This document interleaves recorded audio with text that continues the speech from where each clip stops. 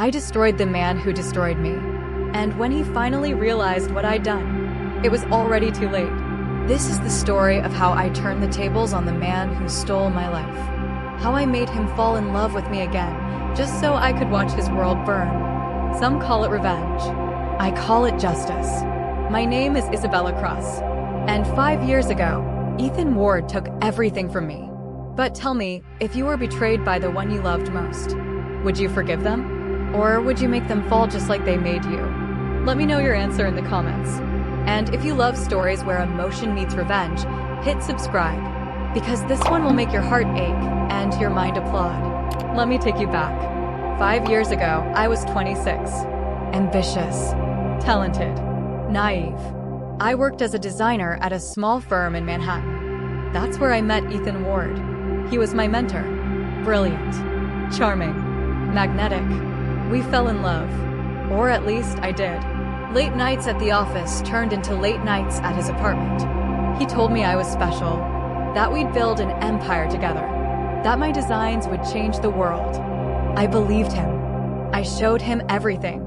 Every sketch, every concept, every dream I'd been building since I was a kid. "These are incredible, Bella," he'd say, kissing my forehead. "You're going to be a star." 3 months later, he launched his own company, using my designs, under his name. When I confronted him, he looked at me like I was crazy. "Prove it," he said coldly. "You have no patents, no documentation, no witnesses."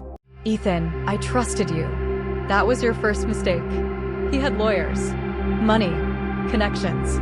I had nothing. He blacklisted me from every design firm in New York, told people I was unstable, vindictive, a liar. Within 6 months, I couldn't get hired anywhere. I lost my apartment, my savings, my reputation. I moved back to my hometown, broken, humiliated, invisible. But here's the thing about being destroyed. It teaches you how to rebuild. And I rebuilt myself into something he could never anticipate. Someone who knew exactly how to hurt him back. 5 years later, I returned to New York. But I didn't come back as Isabella the designer. I came back as Isabella Cross, CEO of Cross Enterprises. I'd spent 5 years building a consulting firm from nothing. I worked 18-hour days, learned everything about business, investments, and corporate strategy. I became the thing Ethan respected most, powerful. And I'd been watching him the whole time. His company, Ward Industries, had grown fast. Too fast. Shaky investors, mounting debt, a board that didn't trust him. He was vulnerable, and I was ready. I chose my moment carefully. The Valeria Hotel, the same place where he'd once promised me forever. There was an investors' gala that night. Ethan would be there. I stepped out of the car in a black dress that cost more than my old apartment. My heels clicked across the marble lobby. The ballroom was packed. Chandeliers, champagne, fake laughter. And there he was, Ethan Ward, center of attention. Playing the charming billionaire. He looked good. Expensive suit. Confident smile. But I didn't come here to admire him. I walked straight toward him. He didn't see me until I was right there. "Ethan." He turned. The smile vanished from his face. "Isabella?" His voice cracked. "I thought you were gone." I stepped closer. "Dead? Irrelevant." What are you doing here?" "Business." I smiled. "I'm an investor now. Didn't you hear?" His eyes narrowed. "Calculating. You look different." 5 years will do that. I picked up a champagne glass from a passing waiter. "You look the same. Still taking credit for other people's work." He flinched. "Isabella, look, about what happened. Water under the bridge." I waved my hand dismissively. "I'm over it." I wasn't. But he didn't need to know that. "Really? Really?" I met his eyes. "Actually, I wanted to thank you." "Thank me. You taught me that trust is for fools." That lesson made me very successful. He studied my face, looking for the anger, the hurt. I gave him nothing. "I'd like to talk," he said. "Catch up. Maybe over dinner." "Maybe." I turned to leave. "I'll think about it." I could feel his eyes on me as I walked away. Hook set. Now to reel him in. Over the next 3 weeks, I made myself irresistible. Not romantically, strategically. I accepted his dinner invitation. Then another. Then another. "I've missed this," he said one night. Missed us. I looked down at my wine. Let the silence stretch. There is no us, Ethan. There could be. I met his eyes. "You think after what you did, I'd give you another chance?" People change. Do they? He reached across the table. Took my hand. I was young. Stupid. Ambitious. I made mistakes. You made choices. I pulled my hand back gently. "And you chose yourself." "I know." His voice dropped. "And I've regretted it every day since." Liar. But a convincing one. "Isabella, I built something great. But it's empty without someone to share it with. Without you." I wanted to laugh. To throw my drink in his face. Instead, I smiled softly.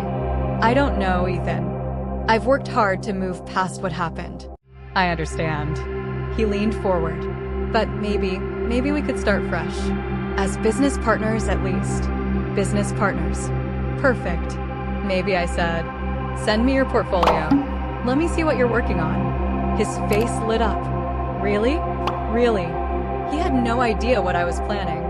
While he was falling for me all over again, I was dismantling his empire piece by piece.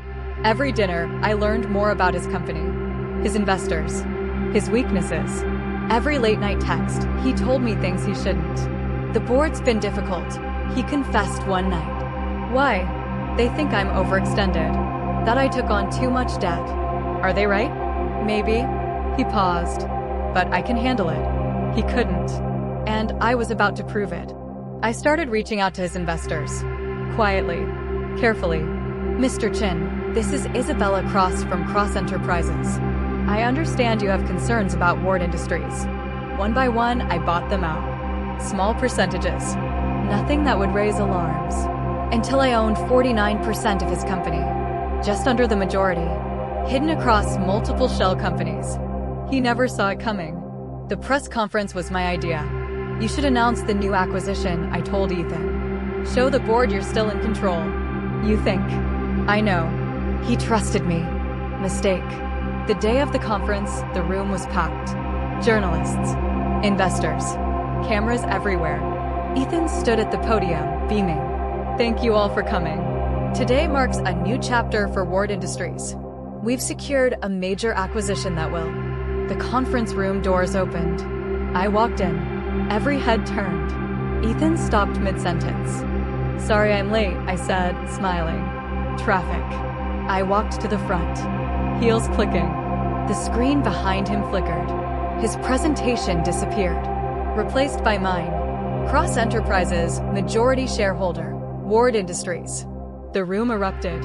Reporters started shouting. Cameras flashing. Ethan stared at the screen. Then at me. What is this?" I stepped onto the stage. Took the microphone. "Ladies and gentlemen, there's been a change in leadership at Ward Industries. Isabella, what are you doing?" His voice shook. I pulled out a folder. Dropped it on the podium in front of him. "Open it." His hands trembled as he did. Inside, every transfer, every signature, every share purchase. All legal.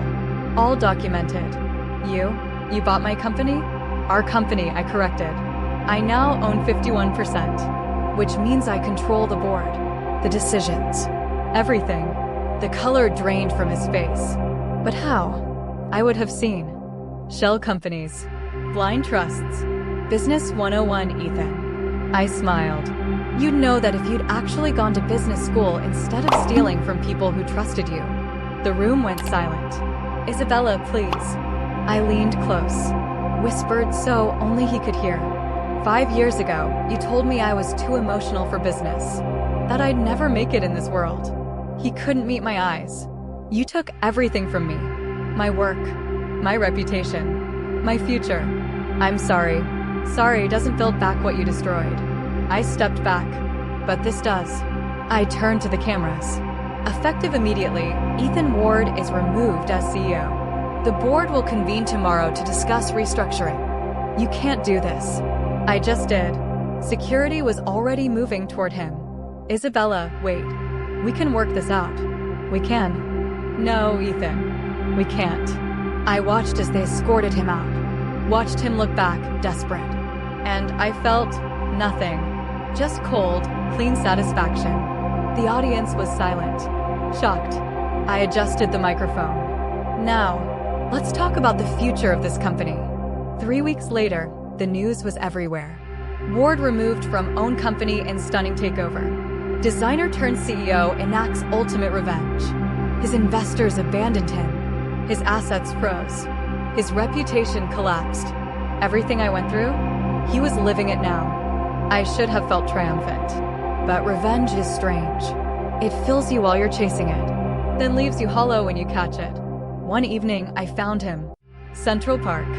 On a bench overlooking the city. He looked smaller, broken. I almost walked past, but I didn't. Ethan. He looked up. His eyes were empty. Come to watch me suffer? I sat down, left space between us. I came to see if it was worth it. Was it? I stared at the skyline. All those lights. Honestly, I don't know. I destroyed you, he said quietly. And you destroyed me. Where does that leave us? Even. He laughed bitterly.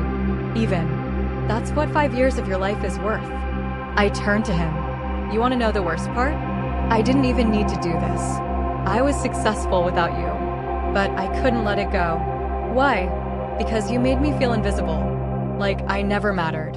You mattered, he whispered. You still do. Don't. I stood up. Don't rewrite history now that you've lost. Isabella, I loved you. You loved winning. I was just collateral damage. He had no response. Goodbye, Ethan. Was any of it real? He called after me. These past few weeks? I stopped. Looked back. You taught me that business and feelings don't mix. I paused. I guess I learned that lesson better than you expected.